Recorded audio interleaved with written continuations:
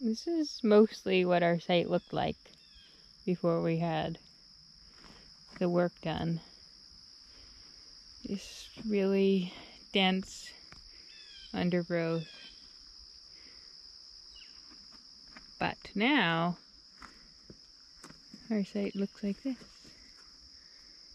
It was logged like 10 years ago now. Yeah. And they basically came in sort of clear cut. You know, they left some trees, but this is kind of first successional species taken off here. A lot of invasive stuff too, like that honeysuckle, barberry, lily of the valley, but it's nice to have this, you know, this site cleared open now. It's much more workable than it was when we were building the shed. It was as dense as the stuff behind us, so we had to clear that spot and cut trees down before we could even do anything. So it's nice to have some open space finally.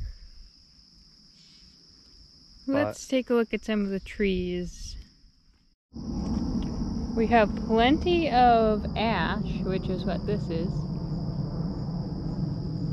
It's cool that we still have them because the emerald ash borer is starting to kill a lot of ash trees. So hopefully some of these will be resistant to it. We don't want to lose our ash because it's very useful for tool handles, rake handles, shovel handles. Very strong wood, but lightweight. Yeah. Good firewood too if you need it. As you can see, there's some goldenrod. That's primarily what the property has as far as weeds go. The front part of the property is basically all goldenrod, where they sort of clear cut everything. We'll have to figure out how to get rid of that.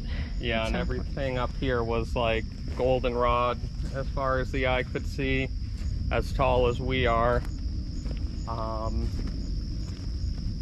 Which isn't bad, but just the amount of goldenrod was a little overwhelming. Goldenrod is an indication that soils are very poorly drained. As you can see, this is very heavy clay. It dried, or it was very wet and it dried and it cracked like this. So we want to try and open up the soil a little, which is why we're going to get the tillage radish. And build some organic matter in there too, just to give it a better structure. So that's what the legumes are for. If anyone has any recommendations on remediating heavy clay soil, let us know, because this stuff is ridiculous. But Earl left some big piles of dirt. We're going to use that for garden beds and wherever else we might need some soil. So that will be helpful. Just got to dry out, which is yeah, difficult this year. So maybe next year. But we have plenty of deer around here. So we've got a few on the camera. There's a mom and a baby that walk around. They look like little tiny hoof prints. So they've been around. Come into the apple trees. Yeah, so we have some ancient apple trees. This property was a potato farm / orchard. So some of the trees survived the heavy logging, and this is what we have. They're not the most pretty trees, but they are very unique.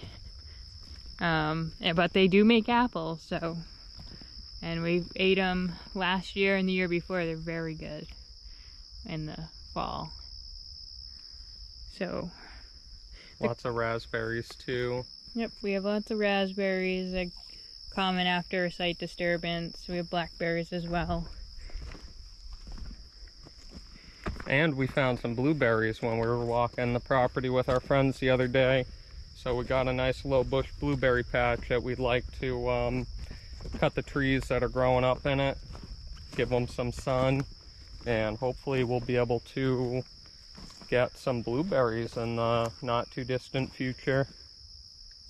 This is more of the brush / root piles that the contractor had pushed here for us.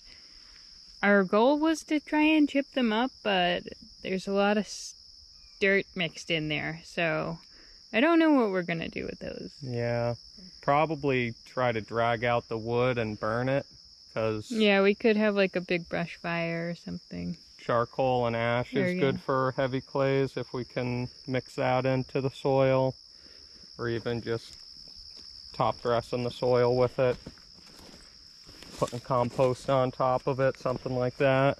But yeah, I don't think there's any real potential to chip this.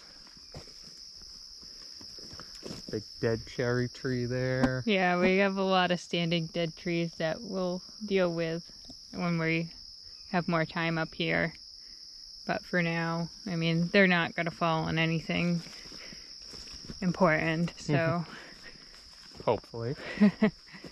But yeah, so when the site work was done, we asked him to leave the apples, and he did so. It's kind of nice to see how many we have just with the site opened up, because we had no idea we had like 7 or 8 just within the immediate site. Yeah. So it's cool to see that.